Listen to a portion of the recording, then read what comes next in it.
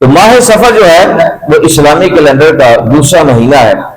یہ ایسا مہینہ ہے کہ جس میں لوگوں کے گمان کے مطابق مصیبتیں اور بلائیں نازل ہوتی ہیں، بیماریاں پیدا ہوتی ہیں.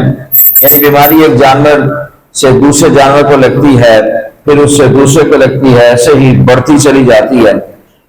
اور اہل عرب کا یہ خیال ہے کہ انسان کے پیٹ میں ایک سانپ ہوتا ہے کہ جو انسان کو بیماری کی حالت میں، بھوک کی حالت میں کاٹتا ہے، جس سے مرض لگ جاتا ہے اور پھر وہ مرض جو ہے وہ بڑھ جاتا ہے.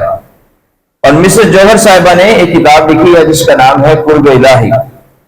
اس کے صفحہ نمبر 45 پر لکھی ہے کہ پورے سال میں 10,80,000 بلائیں نازل ہوتی ہیں، جن میں سے 9,20,000 بلائیں ماہ سفر میں نازل ہوتی ہیں.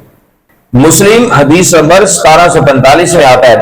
جابر رضی اللہ تعالیٰ عنہ روایت کرتے ہیں، فرماتے ہیں کہ حضور پاک صلی اللہ علیہ وآلہ وسلم نے ارشاد فرمایا کہ یقولو لا ادبا لا سفرا لا غولا، کہ ماہ سفر نہ بیماری ہے، نہ بدفالی ہے، نہ نحوست ہے.